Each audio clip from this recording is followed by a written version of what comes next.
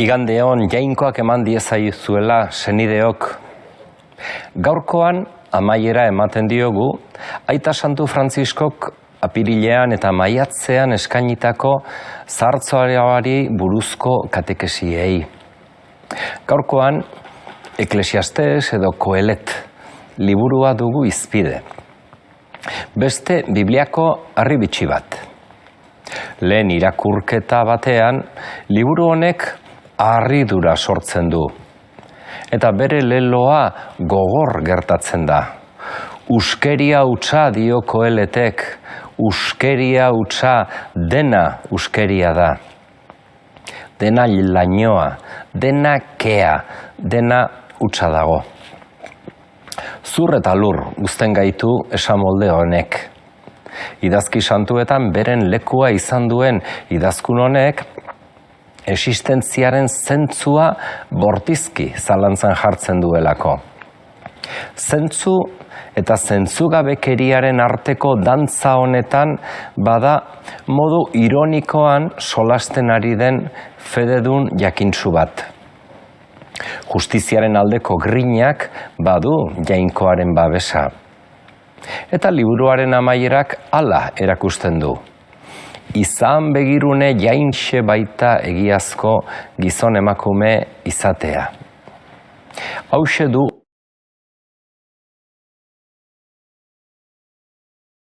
aholkua arazoa erabat konpontzeko. Hainbatetan, errealitatearen aurrean, kontraesan diren guztiak onartzen ditugu. Destinoa bere emanaz, ezerezean geratuz, eta axolagabekeria ardezagu irtenbide bakartzat. Agian gure saiakerek alda ote dute mundua. Agian norbaitek argi dezake zuzena eta okerraren arteko ezberdintasuna? Guzti hau alferrikako diruri. Zertan hainbeste saiakera? Bizitzako hainbat unetan batek sentipen horiek izan ditzake. Baina ezpairik gabe zahartzaroan ezinbestekoa da desengainuarekin topo egitea. Desengainua berez dator beti, eta hartaz horren ondorio etsigarriei aurre egiteak bere biziko garrantzia du. Zaharrek hala eta guztiz ere zuzentasunaren aldeko grina mantentzen badute, orduan bada itxaropena maitasunarentzat eta fedearentzat ere. Gure mundurako gaia hau erabakigarri bilakatu da. Krisia onuragarria izatea nahi badugu. Azken finean dena neurtu eta kontrolatu nahi duen kultura batek azken finean denentzako etsipena ere badakar. Maitasunaren etsipena, ongiaren etsipena. Etsipen honek ekimenerako grina eta gogoa kentzen digu.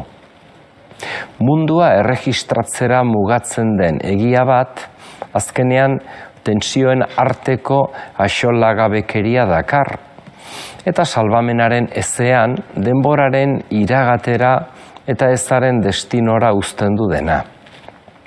Egi modernoak ez du jada zuzentasunik espero. Ez du bere agintzarian eta askatasunean sinisten. Gure kultura modernoak dena zehazki neurtzeko joera duenak arrazoi ziniko honen kolpelatza du.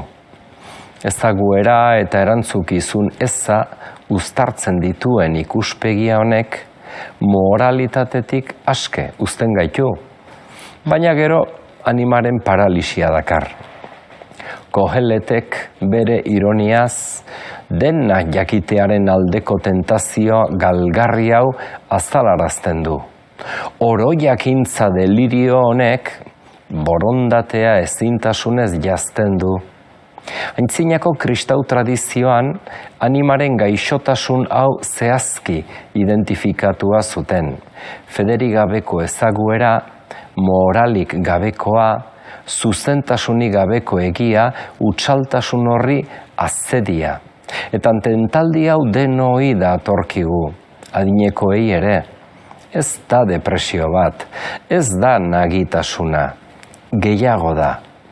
Munduaren ezaguera horri amore ematea.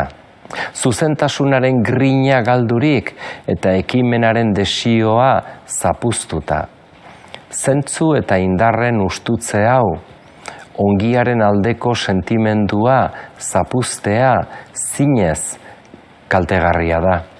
Ez bakarrik ongiaren nahia indargabetzen duelako, are gehiago gaitzaren indar erasotzaileei atea irekitzen dielako.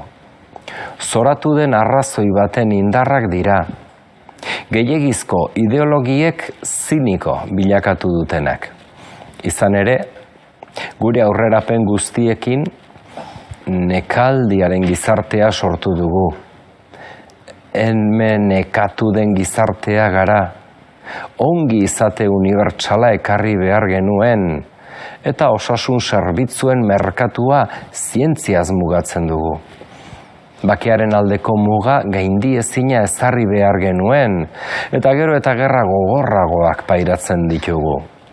Inozenteen kalteetan, aurrera doa zientzia, eta hori gauza ona da, baina biziaren jakinduria bestelakoa da, eta gelditua diruri.